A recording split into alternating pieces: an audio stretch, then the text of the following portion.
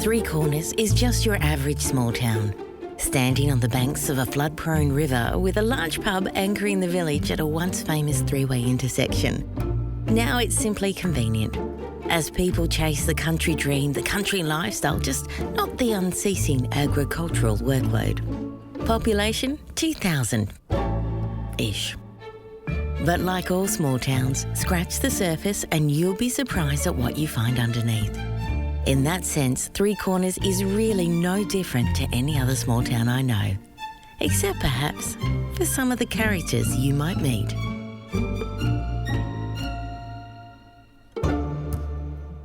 Escape.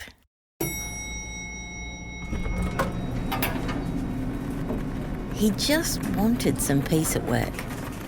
It was crowded with people seeking advancement, constant agenda-driven behaviour, courteous teamwork, and it was exhausting. Just once, he would like to be the one people listened to. He would like to be the one whose voice was heard.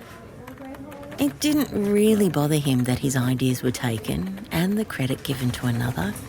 He was used to that, and it happened most days. He just woke up one morning and thought, that's it. No more being taken advantage of. No more being nice to the horrid. No more kowtowing to someone who was obviously future faking with no intention of helping anyone else, just furthering their own agenda. He wasn't going to stop being nice though. No, it was too deeply instilled in his way of life. But he was going to start distancing himself from the compulsive liars. Calling them out had no benefit. And he was becoming really uncomfortable with the way his co-worker kept trashing others. He was sick of being concerned and sympathetic to someone whose behaviour obviously did not justify sympathy. And as for the false empathy, it purported to be sincere, but sadly he had to admit it wasn't. The victim mentality was wearing, the eggshell dancing so tiring. The constant emotional vampiring had left him a husk of what he had been. And getting away from it all almost broke him. He didn't throw a dart on a map, flip a coin, or ask a clairvoyant.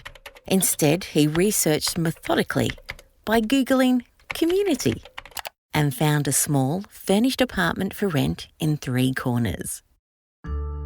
He took a couple of bags and the cat, a computer and a sketchbook. Everything else went into storage.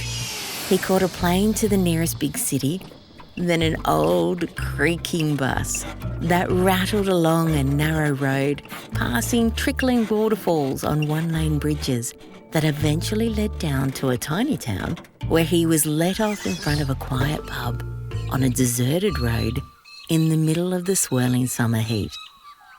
His new landlady arrived in a whirl of beads and scarves, scooped up the cat carrier on one of the bags, and with a smile over her shoulder whisked them up to their new home overlooking the main street.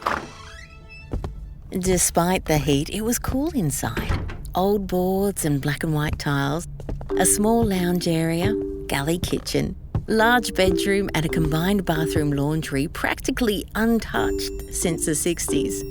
There was a mint green wooden back door that led out to a small flat concrete rooftop with raised garden beds desperate for a drink and an old Hills hoist swinging slowly, curved in a drunken dance by the soft breeze.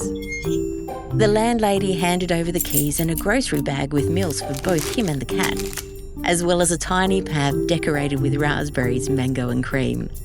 She told him that the beers in the fridge were from the last tenant and that he was free to chuck them out if he didn't want them. They were the fancy ones after all. He had to smile. Left alone to settle in, the noise of the city had disappeared and the chatter in his head had almost stilled. It was so quiet. He slept so well.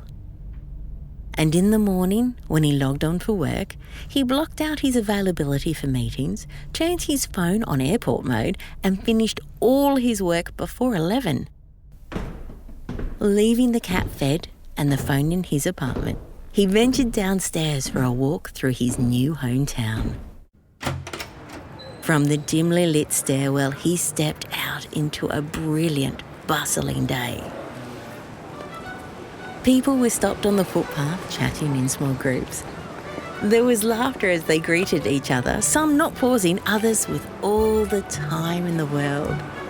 There was a bottle shop and a pub, a butcher's, lolly shop, real estate, fish and chipper, a few fancy stores, a bakery, IGA, gelateria, and a cafe called the Cake Hole, from which the most enticing aroma wafted and automatically drew his feet across the road and in through the door.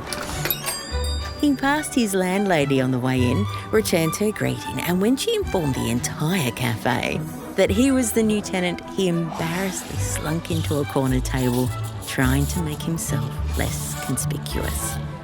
The waitress glided over and removed the menu from his hand, a bewildering array of food and drinks dancing on the page in front of him. She looked deep into his eyes and smiled, told him that she knew exactly what he needed, and in a flash she was gone, returning with a plate of food that looked spectacular, tasted even better, and was exactly what he needed. It became his usual, something different every time. Like the locals, he went for a snack or a meal and never picked up the menu, always getting exactly what he needed. Food made with love, delivered with friendship, served with community, not requiring anything from him but a small appreciation.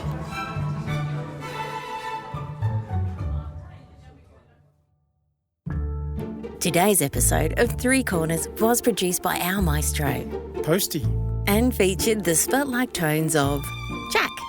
For more stories, head to talesfromthreecorners.com.au or subscribe to wherever you listen to your favourite podcasts.